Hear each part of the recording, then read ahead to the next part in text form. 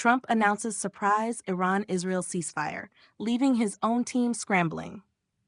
In a stunning turn of events, Donald Trump on Monday announced a ceasefire agreement between Iran and Israel, a move that reportedly blindsided his own aides and sent shockwaves through diplomatic circles around the world.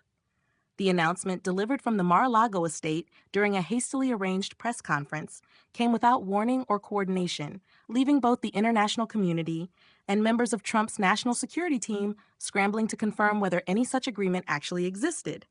"We have a deal. Iran and Israel have agreed to stop the fighting, effective immediately," Trump declared before a packed room of reporters. "This is the result of strong leadership, backchannel diplomacy, and a refusal to accept endless war. I made the calls. I got it done." The ceasefire announcement comes amid one of the most dangerous flare-ups in the region in recent years. Over the past 10 days, Israel had launched an extensive aerial bombing campaign targeting Iranian military infrastructure, including elite Revolutionary Guard sites and suspected nuclear development facilities. In response, Iran fired dozens of ballistic missiles toward Israeli cities and military bases, prompting fears of a full-scale regional war. The United States escalated tensions further by launching coordinated airstrikes against 3 of Iran's key nuclear sites, including the heavily fortified Fordow facility. The world was teetering on the edge of a major conflict until Trump's abrupt declaration shifted the narrative overnight. However, the shock of the announcement was felt most intensely within Trump's own inner circle. Multiple sources close to the former president confirmed that senior advisors, including members of his foreign policy and defense teams, were given no prior notice. "He didn't run it by anyone," one official said, speaking on condition of anonymity. "We were watching the news, just like everyone else." According to insiders, Trump had been quietly pursuing informal back-channel communications with both Iranian and Israeli intermediaries over the past 72 hours. These conversations reportedly bypassed formal diplomatic processes, and no known agreements had been signed or even drafted prior to Monday morning. Despite that, Trump moved forward with a public declaration, insisting that both parties had verbally committed to a halt in hostilities.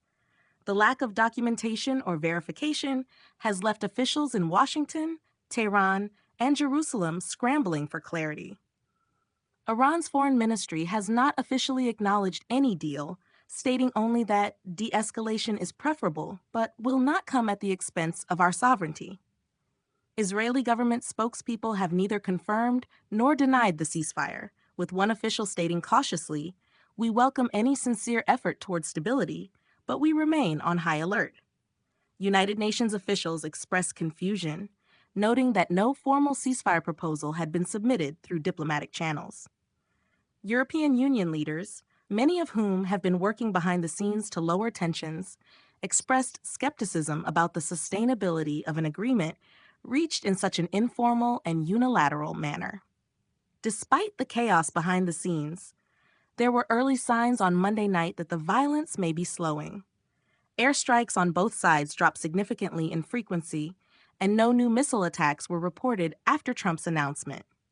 Still, experts warned that the absence of a written agreement, verification mechanisms, or coordinated diplomacy could cause the fragile calm to unravel quickly. Analysts also raised concerns about the precedent such an impulsive approach to diplomacy might set. "This may buy a pause, but it's not peace," said Dr. Rana Amini, a senior fellow at the Carnegie Endowment. "Without real negotiations and mutual commitments, it's just a temporary lull, and it could collapse the moment one side feels it was misled." Trump, however, remained characteristically self-assured.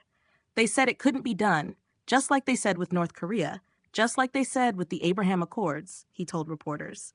"When I lead, the world follows. It's that simple." As of late Monday, the ceasefire, whether real or aspirational, remained the focal point of global headlines.